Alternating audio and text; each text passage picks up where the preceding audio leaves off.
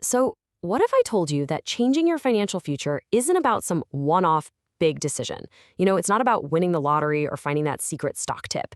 It's actually changed by the small, tiny actions you repeat every single day. And in this explainer, we're going to break down 8 of those tiny habits that can totally reshape how you think about and handle your money.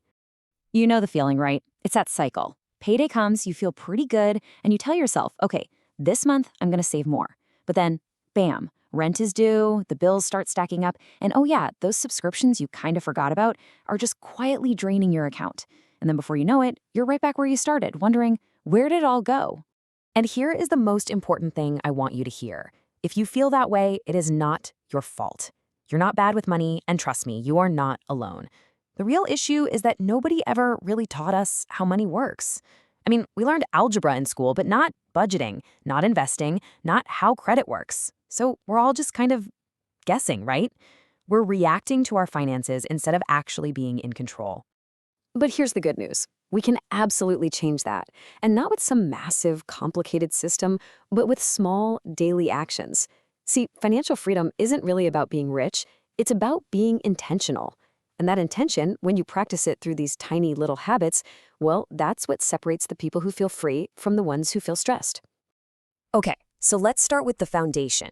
This first set of habits is all about one thing: awareness. You just can't control what you can't see, right? So these habits are designed to take all those invisible money patterns and bring them out into the light. Our journey starts with 3 super simple steps. First, we're going to track what you spend. Second, you're going to check in with your accounts every day. And third, you'll do a quick weekly review. These 3 things, that's it. Together, they build the bedrock of financial control. The first habit is just so simple. All you have to do is track one number every day: how much you spent. That's it. At the end of the day, before you go to sleep, just ask, how much money went out today? Why does this work? It's because awareness always has to come before control. This one little number makes those invisible coffee purchases and online clicks totally visible. Okay, now for habit number 2. Check your bank account every single day. But here's the key. You have to do it without any judgment. And I love this analogy on the slide. Think of it like checking the weather. You don't get mad at the weather forecast, right? You just look at it, you notice it's going to rain, and you grab an umbrella. This habit builds a calm, neutral relationship with your money. You stop getting emotional, and you start getting smart. And that brings us right to our third awareness habit. Once a week, maybe Sunday night is good for this. Just look back at your week of spending and ask yourself one simple question: where did my money actually go? Now, this isn't about making yourself feel guilty. It's about curiosity. You're just trying to see, hey, what did I spend money on that actually made my life better? And what was just noise? This little habit turns every dollar into a piece of feedback. Let's move on to the next section. See how this is all building on itself? So once you can see your money, the next step is to actually understand it. These next habits are all about building that confidence that only comes from really knowing what you're doing. You know, money has its own language, right? It's got words like inflation, assets, and of course, compound growth, like you see here.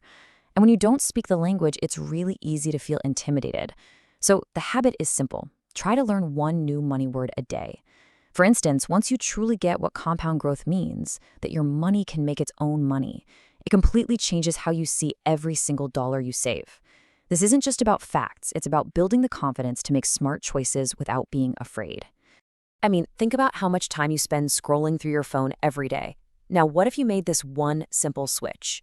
Just replace 10 minutes of that mindless scrolling with 10 minutes of learning about money. The change is huge. A few minutes listening to a podcast on budgeting or reading an article about investing. Over time, that completely reshapes your mindset, because what you feed your mind really does shape your financial future.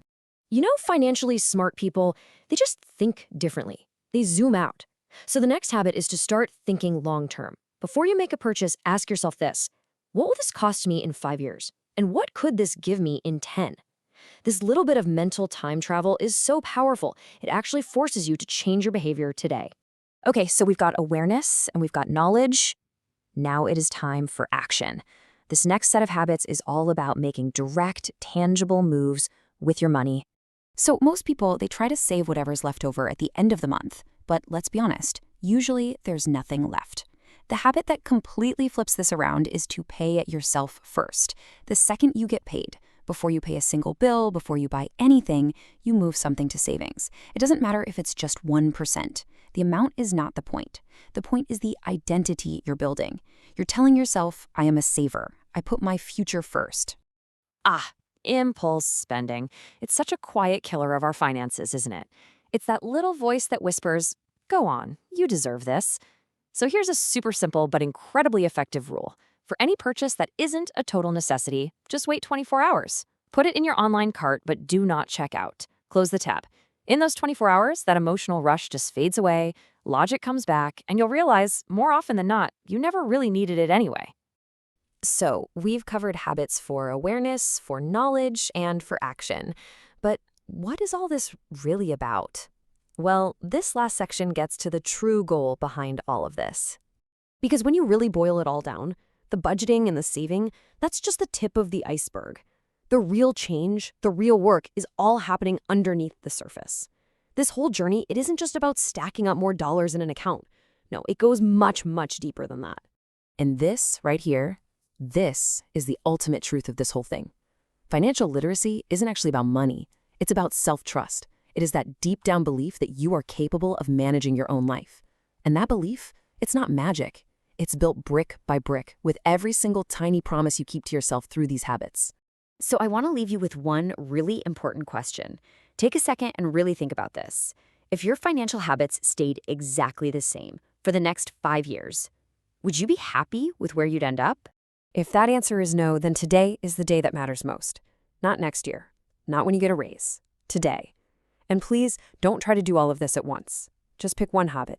Just one from this entire list. Start there and let that momentum build. The future version of you is really, truly counting on the decisions you make today.